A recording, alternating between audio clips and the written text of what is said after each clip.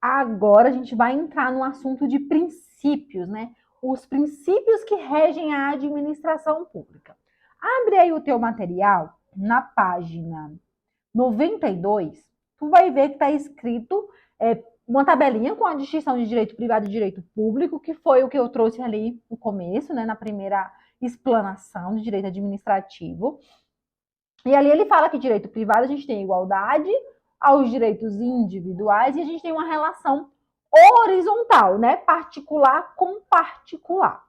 No direito público, a gente tem desigualdades, porque a gente tem direitos coletivos, a gente tem o direito do homem, o direito da mulher, o direito do índio, o direito do trabalhador urbano, o direito do trabalhador rural, então a gente tem uma relação de direitos coletivos. E eu tenho uma relação vertical, por quê? Porque eu tenho a administração pública, poder público, com todo o seu poder, com toda a sua supremacia, com toda a sua pompa, e aqui eu tenho um particular, com toda a sua fraqueza. Um particular, comparado à administração pública, ele não tem poder nenhum.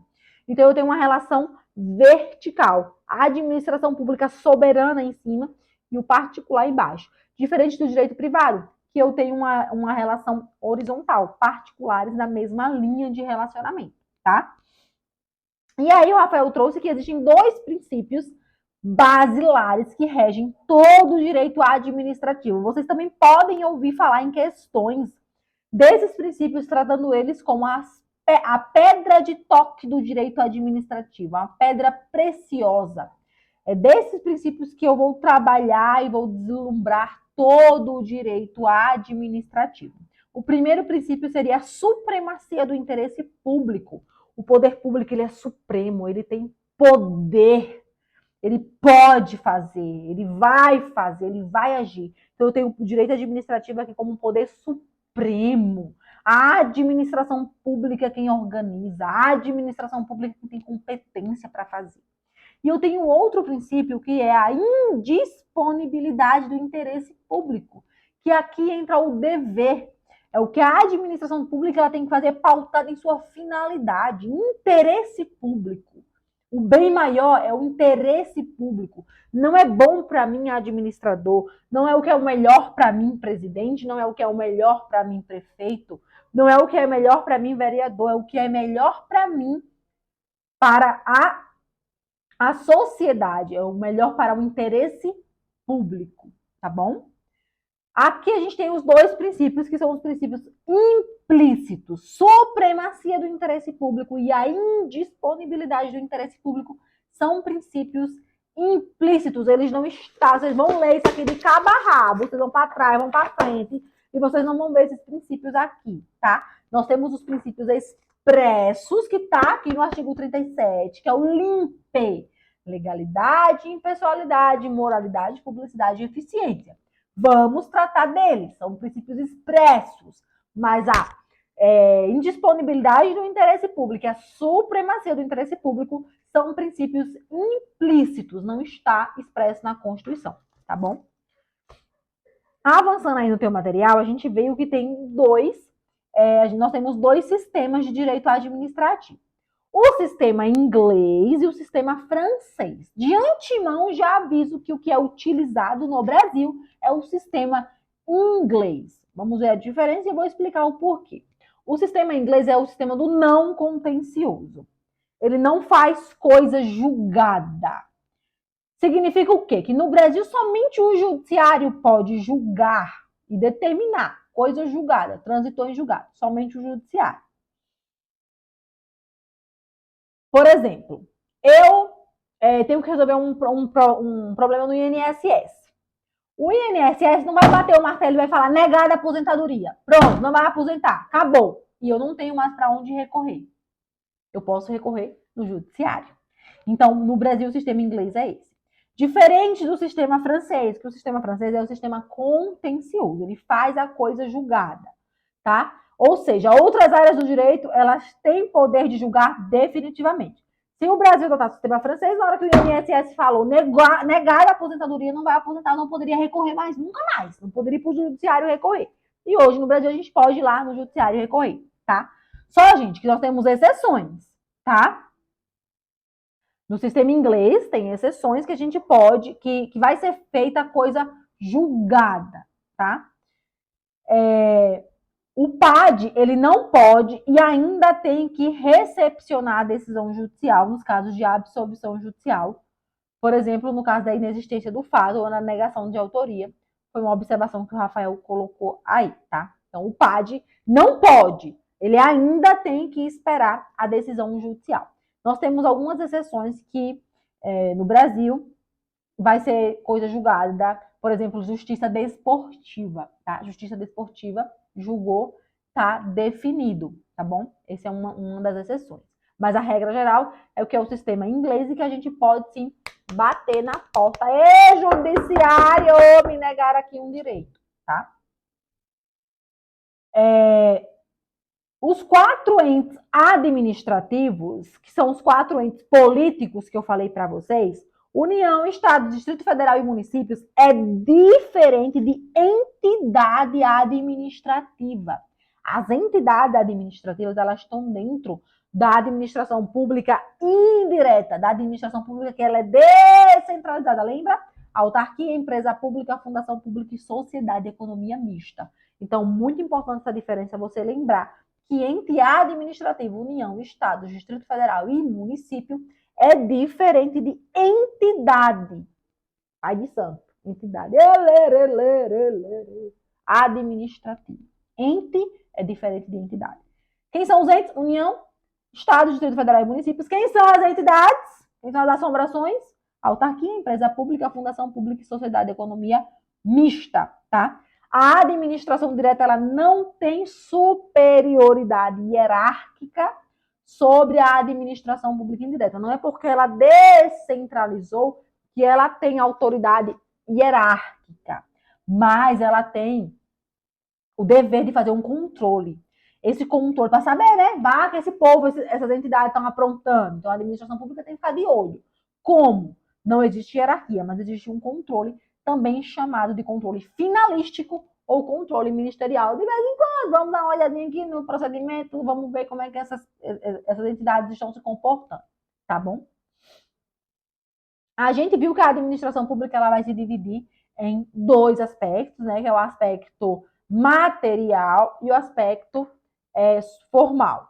No material, vocês vão ver nas questões de prova falando que ele pode ser material, ele pode ser objetivo ou funcional. Material, objetivo e funcional é a mesma coisa. E o segundo aspecto, que é o aspecto formal, subjetivo e orgânico, é outra coisa. Como que eu gravei isso? Eu gravei MATOB-FUN, que é um, e o FOS, que é o outro. MATOB-FUN, material, objetivo e funcional, e o FOS, que é o formal, o subjetivo e orgânico. Porque a questão de prova pode trazer assim para você a administração pública, ela vai ser dividida em 2 aspectos. O primeiro aspecto é o material orgânico e funcional. Ela pode trocar. Então, grave MATOB-FUN, material, objetivo e funcional.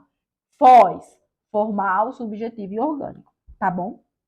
No aspecto MATOB-FUN, que é material, objetivo e funcional, vai estar preocupado com o que a administração pública faz. A atividade fim dessa administração pública. É a atividade, é o que ela faz. Qual é o serviço público que ela presta? Qual é o fomento? Qual é a intervenção administrativa? O poder de polícia vai estar dentro do MATOB-FUN. Lá no FOS, que é o formal, o subjetivo e o orgânico, ela está preocupada com as pessoas. Quem é a administração pública? Então, não é a atividade, é quem é a administração pública. E aqui a gente tem a administração pública direta e indireta, União, Estado, Distrito Federal e municípios, e na indireta, a fundação pública, autarquia, sociedade de economia mista e empresa pública. Fechou? Qual é o regime jurídico administrativo? O regime jurídico administrativo ele é definido por meio das normas, né? As regras e os princípios. Que aí a gente vai entrar ali nos princípios explícitos e no princípio implícito que eu já trouxe aqui para vocês, né? Princípio implícito, indisponibilidade do poder público. O poder é do povo, o poder está indisponível. O poder não é meu, prefeita de passagem.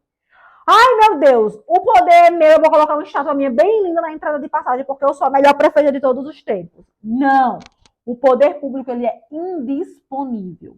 E a supremacia do interesse público, o interesse público, ele tem que estar acima do meu interesse particular, tá bom? E os princípios explícitos, a gente tem o famoso LIMP: legalidade, impessoalidade, moralidade, publicidade e eficiência. Gente,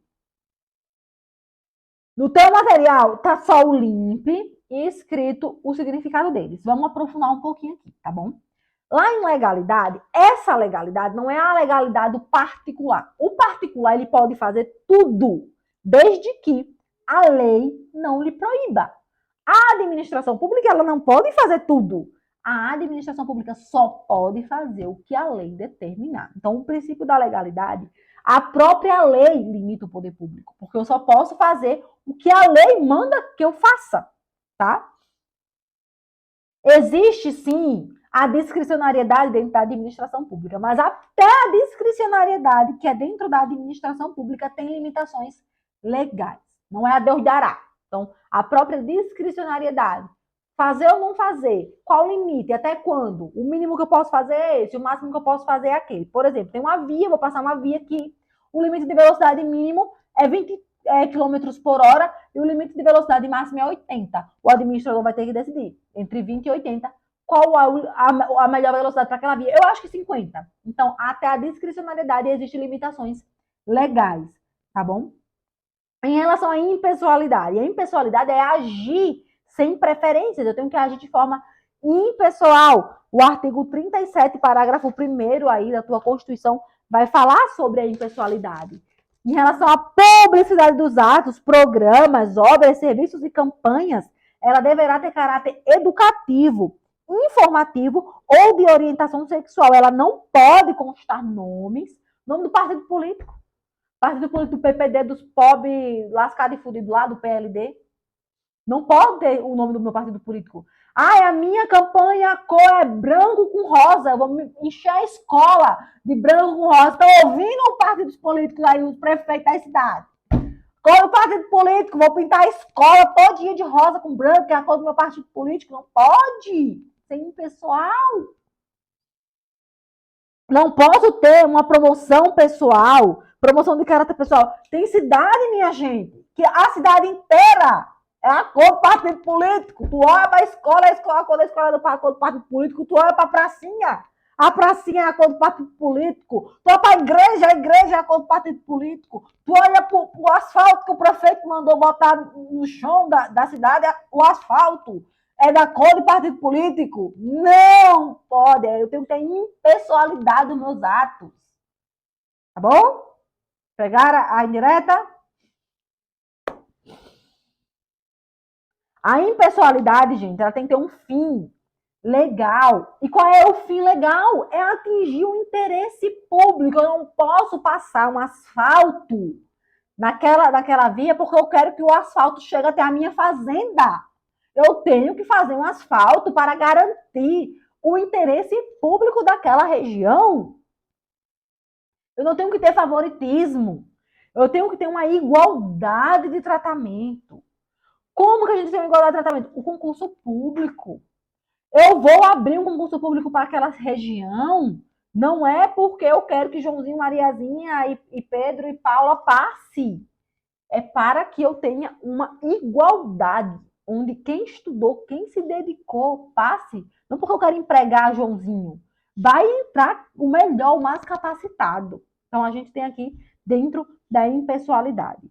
Na moralidade, gente, moralidade é uma atuação moral, ética, proba, honesta. Nem tudo que é legal é moral. Se atentem a essa frase. Nem tudo que é legal é moral.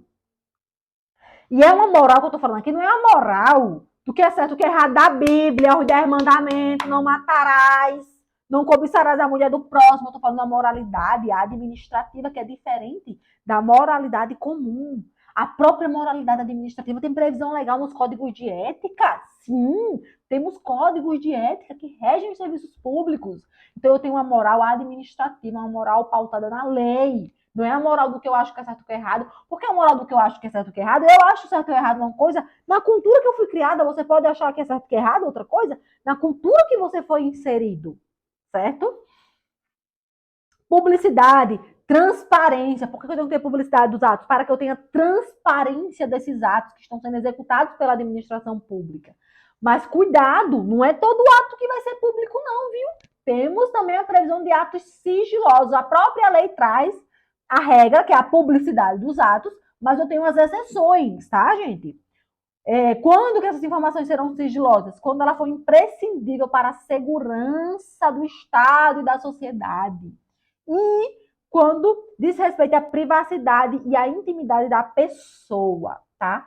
Claro que se eu quero informação minha, é eu querendo informação minha, né? Diferente de eu ir lá na administração pública e pedir uma informação de um terceiro, do meu pai, da minha mãe. Esses atos são sigilosos, tá bom? Eficiência. A eficiência, muito cuidado. Aqui as questões de prova vai bater nisso aqui, gente. A eficiência, ela não veio, ela não nasceu, ela não se originou da Constituição Federal de 88. Ela veio em emenda constitucional de 98, emenda constitucional 19 de 98. Antes de 98 era LIP, legalidade, impessoalidade, moralidade e publicidade. Depois de 98 veio o LIMPE, moralidade, legalidade, impessoalidade, moralidade, publicidade e eficiência. Porque aqui a gente começou a ver, rapaz, estão gastando 5 milhões para fazer uma coisa que, se tiver eficiência, é gastar 1 milhão. Então, a gente precisa ter eficiência nos atos. Melhorar a qualidade da gestão administrativa. Porque existe uma disparidade da gestão privada, das empresas privadas. Até hoje existe, gente. A gente sabe que a burocracia ela vem para tentar evitar o desvio, evitar a corrupção, mais atrapalha do que ajuda, né? Então, a gente tinha uma gestão engessada, muito burocrática. A eficiência, ela vem com a ideia de mudar o modelo de gestão administrativa, pensando numa melhor gerência, numa gerência com mais eficiência, numa gerência onde eu tenho resultados com menos custos, com menos gastos, numa gestão onde eu tenho uma participação com qualidade. Então, a eficiência, ela surgiu depois, tá bom? E com essa ideia de melhorar a gestão pública. Fechou? Eu espero que vocês tenham entendido. O Rafael trouxe um bizu aí, né? Que os concursos públicos, eles podem ter prazo máximo de validade de até 2 anos, podendo ser prorrogado uma única vez por igual período, tá? Os concursos públicos, eles servem para preencher vagas de cargo, emprego ou função pública. Cargo é o que é regido pelo estatuto, desculpa. Então, cargo público é todo aquele que é regido pelos estatutos. 8.112 é o servidor público, é o servidor público real oficial. Já o emprego, a gente tem casos, né? Por exemplo, a Caixa Econômica Federal, ele faz concurso para entrar, mas ele é regido pela CLT, tá? Em ambos os casos, os concursos públicos, eles são para brasileiros natos, naturalizados e estrangeiros na forma da lei. Os cargos de chefia, direção e assessoramento são considerados ad nutum, ou seja, são de livre nomeação e exoneração. Então, eu sou servidora pública do TJ e eu posso ter um cargo de direção, chefia ou assessoramento, eu vou ganhar um pouco mais para exercer esse cargo, mas eu não vou deixar de ganhar o que eu já ganho como técnico. Por exemplo, um técnico ganha 5 mil reais e ele vai exercer um cargo de direção, chefia e assessoramento, e ele vai receber, sei lá, R$ 1.000 a mais, tá? Esse R$ 1.000 a mais é pela direção, chefia e assessoramento. Que ele é de livre nomeação e livre exoneração, tá bom? O meu chefe vai me chamar e depois que ele fala, ó, Fran, você não tá mais produzindo da maneira que a gente quer, vamos colocar outra pessoa no seu lugar. Esse cargo de direção, chefia e assessoramento, tá? O meu cargo de técnica do tribunal continua sendo meu, porque eu estudei para ser um concurso para isso. Beleza? Temos que fazer uma diferença aqui principal, que é a função de confiança e o cargo em comissão, tá? Isso aqui é bem cobrado em prova. Função de confiança, eu já sou servidora pública. Eu tô lá, técnica do TJ, já sou servidora pública, e eu vou exercer uma função de confiança. Eu vou ser assessora do juiz. Por exercer essa função de confiança, eu vou receber uma a mais por isso, mas eu já sou servidora pública. O cargo em comissão, não. O cargo em comissão, você não precisa ser servidor para preencher o cargo em comissão. Ele é preenchido por um percentual mínimo de servidores de carreira, né, que já são servidores, mas o restante das vagas ali, ele é livre pode ser preenchido por qualquer um. Então, você não necessariamente precisa ser servidor público, ter feito concurso. Isso acontece muito quando eu estagiei no Senado Federal. Tinha muito cargo em comissão, que são as pessoas que não são indicadas, né, gente? Infelizmente, essa é a realidade. Não adianta colocar uma máscara aqui e dizer que não. A pessoa está ali, muitos têm competência, mas muitos não têm. Então, muitos estão ali porque está o cargo disponível, é parente de alguém, dizem que não é para ter, mas existe, a gente sabe que existe o nepotismo, cruzado, atravessado, de cima para baixo, de frente para trás. Existe todo tipo de nepotismo, a lei tenta burlar isso, mas a gente sabe que a realidade é bem diferente, né? E, e ocupa esse cargo em comissão. Nunca fez um concurso público na vida e está ali fazendo um trabalho que deveria ser ocupado por um servidor público, por uma pessoa que estudou, por uma pessoa que merecia realmente estar ali, mas que é ocupado por cargo em comissão, tá bom? Então, o cargo em comissão, a lei prevê um percentual mínimo de servidores da casa, né, servidores públicos, mas pode ser ocupado tranquilamente por quem não é servidor público. E os agentes temporários são contratados por processo simplificado, né, e são regidos pelo REDA, Regime Especial de Direito Administrativo, tá bom? Em relação à súmula 14 do STF, essa súmula diz que não se pode, através de ato administrativo, restringir idade, por exemplo, de concurso público. Então, o que restringe hoje o policial militar ter 30 anos até o último dia da data de inscrição? Uma lei. Uma lei. Ato administrativo não pode fazer essa restrição, tá bom? E a súmula 683 do STF, que fala que a restrição por limite de idade somente se justifica pela atribuição do cargo. E é para ser técnico legislativo, técnico do TJ. Precisa limitar a idade, o cara vai ficar ali sentado. Precisa de ter limite de idade para quê? Diferente de ser policial militar, que você é colocado numa carga de trabalho exaustiva, onde você fica muito tempo em pé. A cabeça tem que estar funcionando junto com o corpo, porque senão tic-teco bate, bug já era. Gente, antigamente eu era contra o limite de idade. Depois que eu entrei na PM, eu entendo. Sim, que óbvio, né? 30 anos eu acho pouco, eu acho. É uma opinião minha, tá, gente? Pelo amor de Deus, é uma opinião minha. Parêntese bem grande aqui. Eu acho que a gente já está se cuidando mais. A geração já está vindo uma geração boa, uma geração que se cuida, uma geração que cuida da saúde. Não estou. Antigamente, minha mãe com 30 anos de idade, minha mãe já tinha 4, 5 filhos, já estava caindo nos pedaços, não tinha mais esforço para nada, não tinha ânimo mais para a vida, só tinha que cuidar de marido de casa, então não cuidava da saúde, não cuidava da alimentação. Hoje a gente já se cuida muito mais. Mas sim, eu ainda sou a favor do limite de idade. Acho que tem que aumentar um pouco, sim. Mas, gente, a atividade é muito exaustiva, é muito desgastante. É punk. É punk. Realmente aquela frase não venham por dinheiro faz muito sentido. Depois que você entra, se você não ama o que você faz, você não fica. Isso é um fato. Fechamos o parêntese e vamos continuar. Tipos de remuneração. O artigo 37 também ali vai trazer para a gente os tipos de remuneração, né? Subsídio, que é uma parcela única. Vencimento, que é um salário base, mais as vantagens, mais os penduricalhos.